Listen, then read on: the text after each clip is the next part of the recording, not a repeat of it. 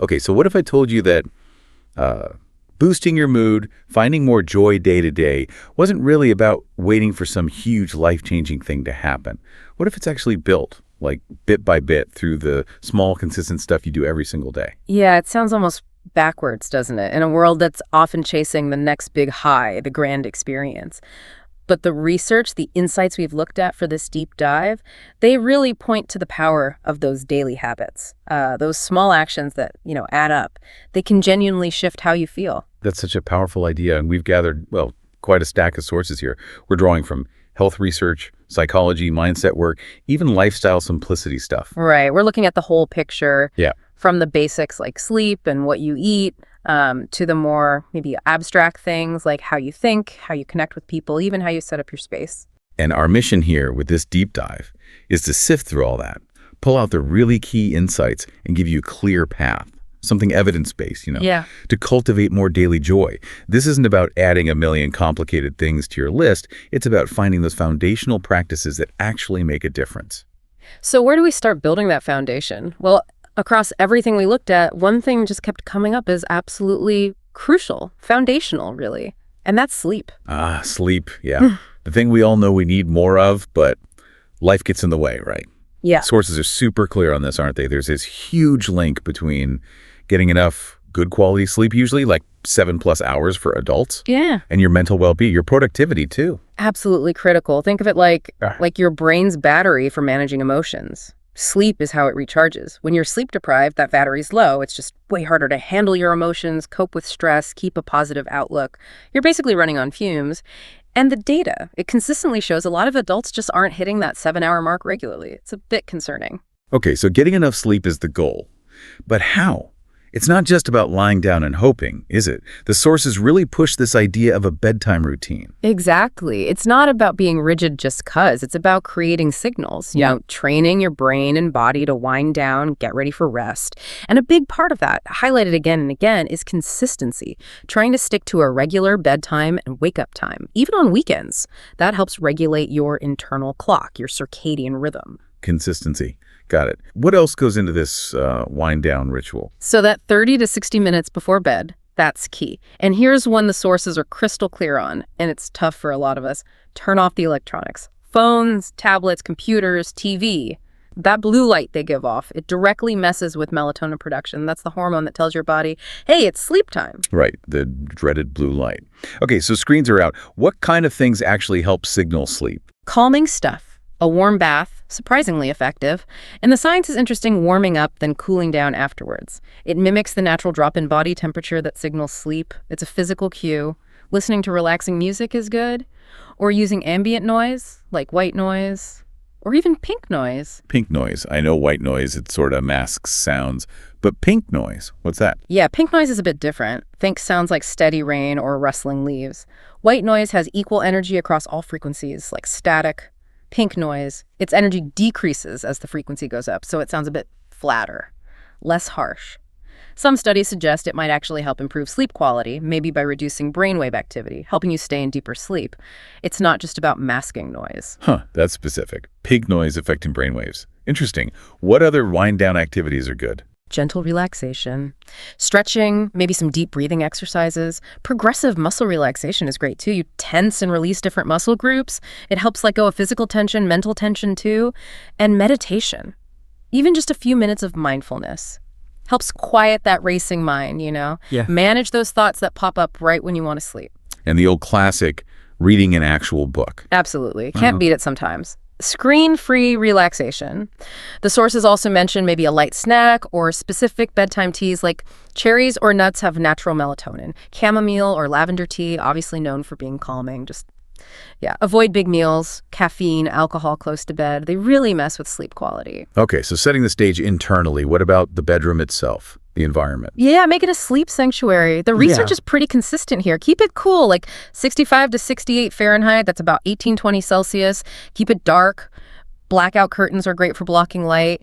Keep it quiet, earplugs, ambient noise if you need it. And honestly, just keeping it tidy can help. Less mental clutter, less stress when you're trying to relax. Right, all these steps lead up to actually getting into bed. And this is key. Only get in bed when you're actually feeling sleepy. You want your bed to be a strong cue for sleep, not for lying awake, worrying, or scrolling.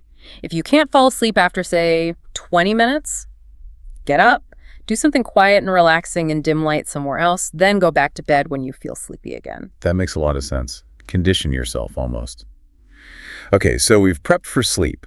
Now, what about waking up? How do we start the morning off right for more joy? The big one here, mentioned a lot, is the snooze button. It's tempting, I know, but hitting snooze over and over, it's not restful sleep. It just fragments things further, can make you feel even groggier. Our sources basically say it steals valuable time you could use to ease into the day. Oh, the siren call of 5 more minutes? How do you break that habit? Any tricks? Simple stuff, really practical, like the 5-second rule. Just count down 5, 4, 3, 2, 1, and move. Feet on the floor.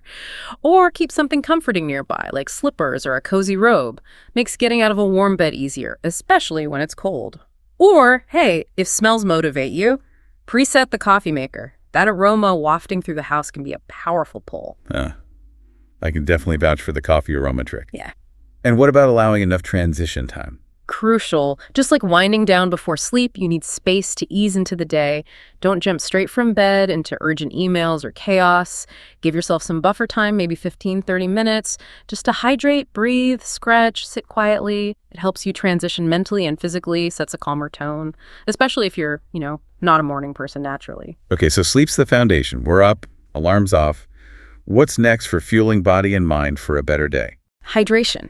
Right away. It's so simple, but the sources really highlight drinking a full glass of water first thing, even before coffee or tea. You wake up dehydrated, obviously. Rehydrating quickly helps fight grogginess, gets your metabolism going, gives your brain a little boost for focus. Simple, effective. Often missed. Yeah. Then breakfast. Yeah, a healthy breakfast fuels your brain, fuels your body. Sets a positive tone, gives you energy for clear thinking, maybe some inspiration for the day ahead. Sources mention easy options like oatmeal, maybe a quick smoothie. And a practical tip. Maybe use a few minutes in the morning to prep lunch ingredients. Helps you stay on track midday instead of grabbing something less healthy when you're busy. Right, keeps momentum going. So hydration, food, physical fuel.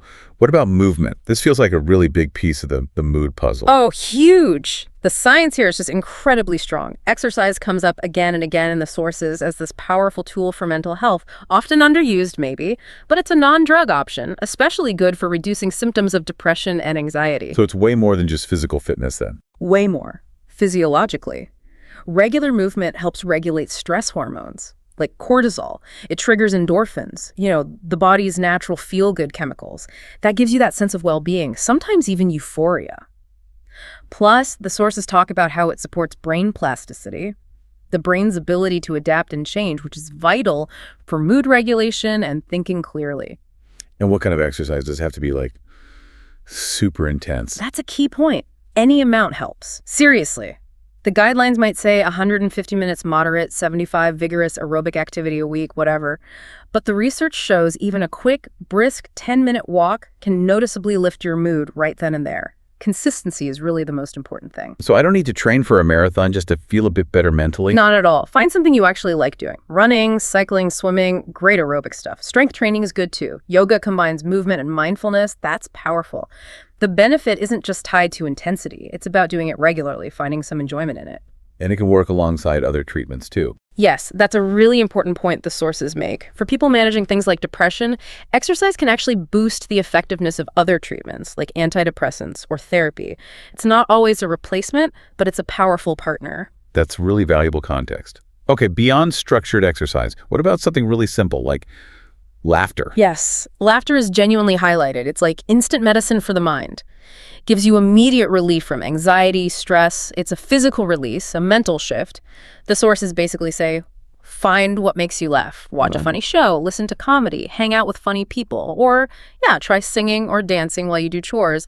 Sometimes just being silly works. I like that, bringing joy into the everyday stuff. Okay, physical foundation, fuel.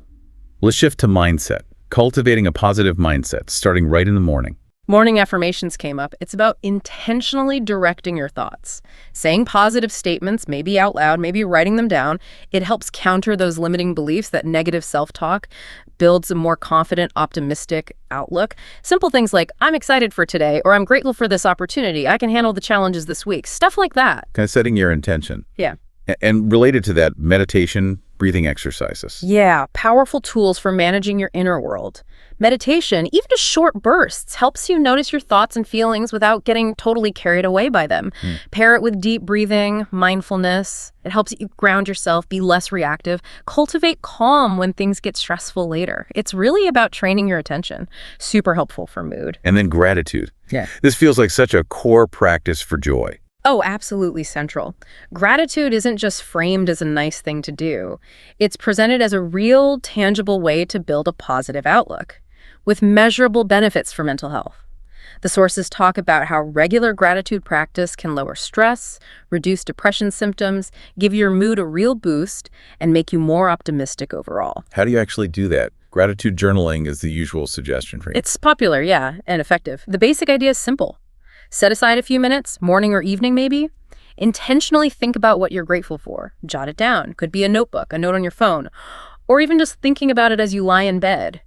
Aiming for like 3 to 5 specific things is often suggested. And what kind of things should you focus on? The key is what genuinely matters to you, not what you think you should be grateful for. Big things are fine, but the sources really emphasize noticing the small stuff. The taste of your coffee, a sunny moment, someone being kind. These little positives, sometimes called glimmers, noticing them, especially on tough days, can be really powerful. Does it have to be every single day to work? Not necessarily. Daily is great for some people, but some research mentioned in the sources suggests even journaling weekly, or maybe doing intense bursts like daily for a few weeks can be really effective too, and it might stop it feeling like just another chore. The goal is regular practice, whatever rhythm works for you, because consistency trains your brain to spot the good stuff more naturally. And beyond just the act of journaling, what are the sort of deeper benefits of gratitude? Well, it ripples out. It strengthens relationships because you notice and appreciate what others do. It helps you really savor positive experiences, makes them last longer. It directly fights that tendency we have to focus on what's wrong or what's missing, fosters a sense of enough. And fascinatingly, one source mentioned, it can actually increase your sense of autonomy. When you appreciate what you value, you're less swayed by external pressures, like keeping up with the Joneses or constant materialism. That's a really interesting point. Shifting focus inward. Okay, speaking of using morning time well, what about creative thinking? Yeah, the morning, especially when you're rested and hydrated, often highlighted as prime time for creativity. Your mind's fresh, less cluttered with the day's stresses, maybe less inhibited. So the sources suggest using that time even just a little bit for creative work, brainstorming, a hobby, planning something new. It can be really energizing, fulfilling. A fresh mind for fresh ideas. Okay, let's move from the internal stuff to how we engage with the world and maybe simplify things. Social interaction, huge for mood, right? Oh, absolutely crucial. Connecting with others is fundamental. It's a massive mood booster, give you different perspectives, cuts down loneliness, builds that vital support system. And you can connect in lots of ways, right? In person, texts, calls, video chats, whatever works for you and your people. And the flip side of that, coin boundaries. Set in healthy boundaries. Just as important for your mental health, knowing your limits. Recognizing when you need downtime, when you've had enough interaction, that's critical. Feeling okay saying no sometimes, adjusting plans without feeling guilty, that's self-care. It protects your energy, prevents burnout. Connect meaningfully, but protect your space too. Got it. What about actively doing things for others? Acts of kindness. Another really simple, powerful way to boost your own mood and feel connected, doing kind things for friends, family, even strangers. It gives the giver an immediate positive hit. Helping someone out, leaving a nice note, buying coffee for the next person, feeding a parking meter. Small acts, big impact, often for both people. Does the way you give affect how happy you feel? Yes. The sources got into this. It's a cool detail. Giving makes you happier, generally, but it seems most effective for boosting the giver's happiness when 3 things are present. It's a choice. You weren't pressured. You connect somehow with the person receiving it, even briefly seeing their reaction, and you see the impact of what you did. There's a study often mentioned where people given money felt happier spending it on others than themselves. But those who spent it on others with more choice, connection, and visible impact, they got the biggest happiness boost. So it's not just what you give, but how. Choice, connection, impact. Okay, that adds depth. What about simplifying our stuff, our lives? Minimalism. Yeah, minimalism or just intentional simplifying. The sources frame it as way more than just decluttering your house. It's about intentionally focusing your energy, your time, your attention on what truly adds meaning and value to your life. People, experiences, skills, passions, mindsets, whatever it is for you, and letting go of the rest. So it's less about having less stuff and more about having more space for what actually matters. Exactly that. Less physical clutter, less mental clutter. Create space, time, freedom, energy, flexibility, the benefits they talk about. Less time managing possessions, obviously. Less stress. More gratitude because you reevaluate what you have, what's enough, you get more in tune with your real needs versus just wants. It helps practice boundaries, saying no to things or commitments that don't fit. And it clarifies what you really want, what truly brings you joy. And the approach is personal. It's not about extreme deprivation. Absolutely not. It's crucial that it works for you, finding your right level of simplicity to make space for a more meaningful, less overloaded life. Often, clearing physical space leads to mental clarity too. It's about finding yourself amidst all the stuff. That makes a lot of sense. Yeah. Related to simplifying life, what about our digital lives? Digital detoxes. Yeah, the sources looked at that intentionally cutting back on digital engagement. The findings were interesting. Reducing time on devices, especially social media, was found to significantly lower depressive symptoms for some people. Why would that be? Well, potential reasons are less exposure to those negative social comparisons online, maybe less risk of cyberbullying or just negative interactions, and frankly, reducing that constant information overload. It frees up mental bandwidth. But what's notable is the sources indicated it didn't show a big impact on broader things like overall stress, general well-being, or life satisfaction, which suggests, well, it can be a useful tool for specific issues like depressive symptoms, but maybe overall happiness is more complex than just screen time. That's an important distinction. A targeted benefit, not necessarily a universal fix-all. Okay, finally, let's touch on planning and reflection. Right. Just taking a few minutes each morning, review your tasks, prioritize. Simple, effective habit. To-do list, planner, digital tool, whatever works. It helps you ease into work or your day calmly, makes things feel more manageable. Reduces that, where do I even start? Overwhelm. I'm looking back, reflecting. A retrospective, yeah. Maybe morning, reflecting on yesterday, or in the evening, just a few minutes. What did I accomplish, big or small? And importantly, what did I learn? What could I maybe do differently?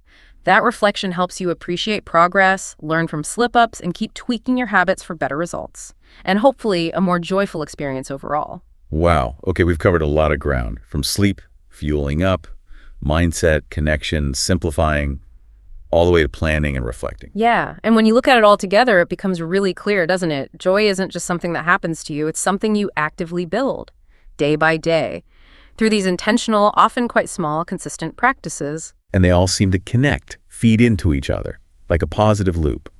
Better sleep means more energy for exercise and positive thinking, which helps manage stress, which makes connecting easier. That's exactly it. That's the power of habits compounding over time. Tiny shifts added up lead to really significant effects on your well-being, your capacity for joy. Absolutely.